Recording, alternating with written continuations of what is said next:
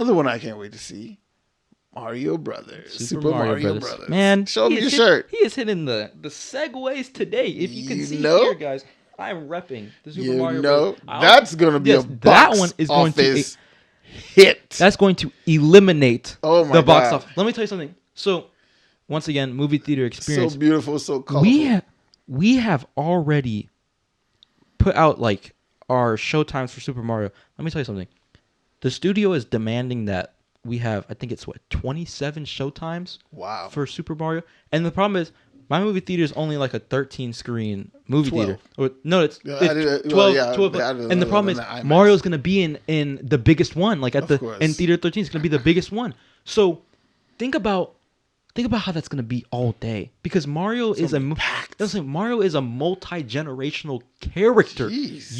Mario was around when you were growing up. When I was a kid, yeah. It's around when my older cousins and sister was growing up. When I was growing up, now it's still prevalent to when the people younger than me are still growing up. This generation, and then the Wii. Yes, like it went from Paper Mario to like non-pixelated one to 2DS, regular DS Mario. It's amazing. 2DS, 3DS, Wii U, and Nintendo Switch Mario. Like Mario is everywhere.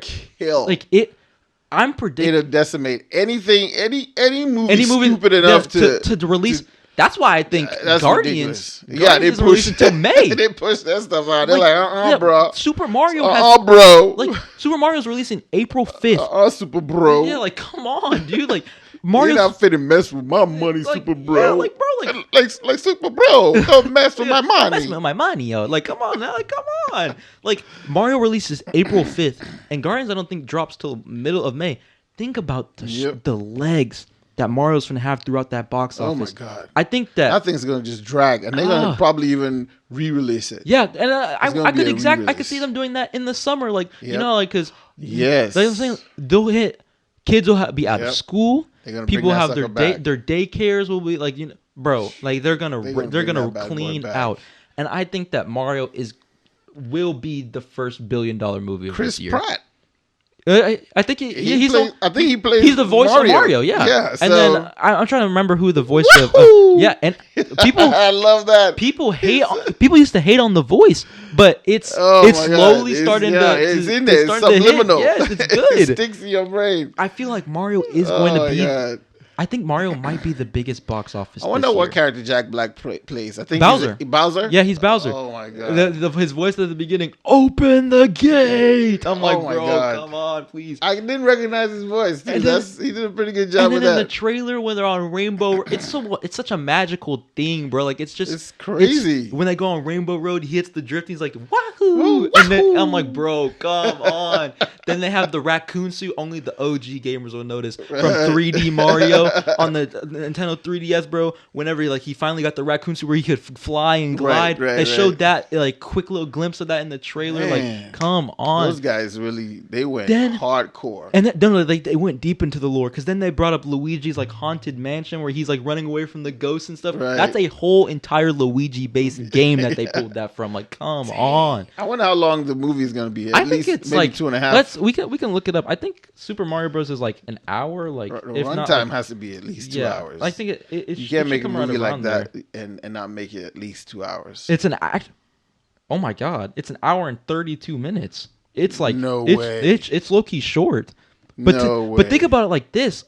Don't you feel like the color overload? Yeah, don't you feel like because there's not. Mario doesn't have no intricate story. Like it's not like you could build one. There's so many characters. But I feel like with movies like this, like obviously this movie is going to make money. So when they inevitably make a second one, the story will obviously go deeper. So it's like I don't feel like the story's gonna be like some complex Christopher Nolan style brain twisting. Like no, like come on, like go be like the basic, like a Puss in Boots type thing. Like, it'll be the basic thing that can attract kids.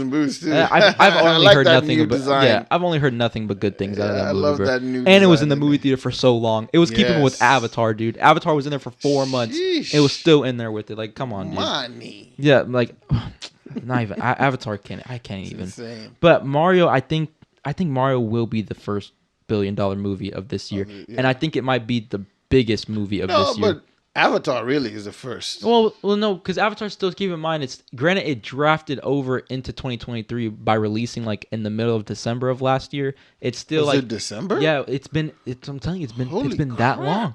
That's what I'm saying. Like, granted, it released then, like it was still making its money in most of 2023, but it still classifies as a 2022 movie by technicality because of its release date. Wow. But I think because if you look at the later on competition, like throughout the year, I mean, you have Guardians, which I think Guardians will make in my opinion, right at $1 billion. I don't think it'll be like 1.2. I think because the other one, Volume 2 previous, hit 800 million, I believe. So I think, well, this one might because this is more interesting. Yeah, this one's more interesting. And I feel like I feel like something just makes me feel like people are gonna come out to this one, offer their inevitable, in my opinion, disappointment out of Ant-Man and be like, okay, this is my chance to watch something from Marvel that I know that I'm gonna like, that has like a previous history of being James Gunn has promised that exactly that this one's the next, like this one's next level. So I feel like people are gonna come out for this one just for the simple fact that James Gunn directing it. And then you have later on in the year, directly after that, I believe is Spider-Verse, which I think that will make $1 billion, but I don't think it'll make more than Mario. Because you think it might? You know what? Because Mario is just such a. It's everybody. Yeah, because you have parents taking their little ones. Yeah. So that's extra tickets right there. And grandparents coming out for that one too. Oh my god! Yeah. That's I think Spider-Man will make $1 billion. It will, but it won't make more than Mario. And then directly after that, you have Transformers. I don't think that'll make it's a contender.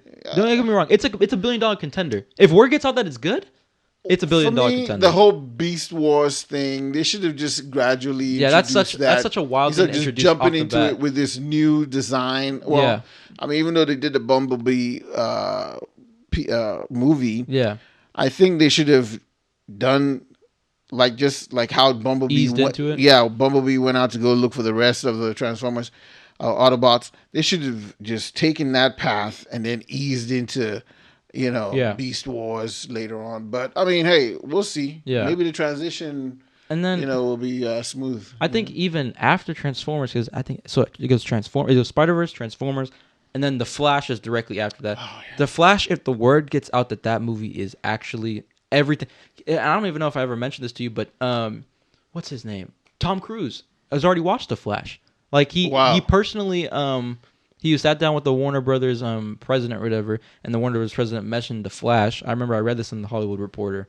So he mentioned the Flash to him, and he was like, "Oh my god, like I'm kind of interested. Is there a way that I can watch it?" Warner Brothers executive, of course, he's like, "I mean, sure, like you're Tom Cruise. Are you serious? Like, yeah, of course, Mr. Cruise. So, here you go. So on a silver platter, on a gold platter, exactly." So he calls up the director or whatever after watching the movie, and he's like, "Dude, this is the best superhero movie. Like, this is what people need right now." Wow. I'm like, those are a bold word. Now, Tom Cruise isn't no Martin Scorsese. Like, he's not the greatest director, but Tom Cruise knows his movies. He knows a hit when he sees one. He hasn't done a bad movie in I don't even know how long. Except for Vanilla Skies. And not even to mention, Dead Reckoning is actually coming out. It's July, but that's after the June box office, which I think will obviously be good. Dead Reckoning will be so good. Oh, yeah. But even Tom Cruise saying that this is the superhero movie, in those words, and so this is the superhero movie people need right now. I mean, that's such a bold statement. I'm not surprised, especially seeing how long it took for them to make this movie.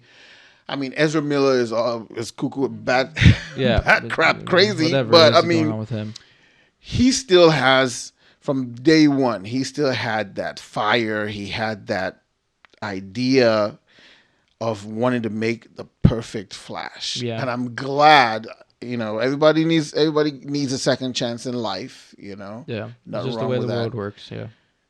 Hopefully, and I'm glad they kept him in because to me, he is Flash. Yeah. He looks the part. And I like the way he kind of acts with it too. Yeah, like he's just he has that quippy, that quirkiness to him, So I mean, Snyder did a very good job casting. Yeah, I think that was good. And now with this new design, new overhaul, dude, wow, there's so much potential with this movie. Man. So yeah, I mean, and then the last movie that it's in that June that's gonna wrap up this conversation on the box office, I feel, is Indiana Jones. Now, Indiana Jones looks good, but that's the thing with Indiana Jones. People are coming off of Kingdom of the Crystal Skull, which was not good, at all. I don't know how they did that movie. That I don't know how anyone watched it and released that. I liked it in the sense that it introduced his son. Yeah. And I think they should have just kept that. Okay. I can see the that. fact that he didn't keep it and they brought, I guess, his goddaughter. Yeah, come on. I mean, but you have to pass the baton, And even though our boy is kind of bat crazy too, but Shia LaBeouf, but he's not all that bat crazy. Yeah. He's just eccentric, and you gotta love his morals and all that good stuff. Yeah, but he was great. Yeah, I thought he has that. Cool. He has that. He was a comic relief, but it was good. Yeah, he had that Ford quirkiness too, where he can be serious and be scary and that little shock thing that he does, that Indiana Jones does. He has all that, and he has the physique to pull off the action, and he has the look to pull off a smart guy and all that other stuff. Fall in line with his dad. Maybe not be a professor, but probably be something in that excavation or archaeology realm. But yeah. But it looks good. The effects look good. It's bright, unlike the Kingdom. What's that? Kingdom of Crystal Skull. That's kind of gray. That one's kind of grayish, and that's the problem. All the other ones are bright, big, colorful, outdoorsy. I mean, even though this one was outdoor, but it was just. It was too much. Yeah, it was just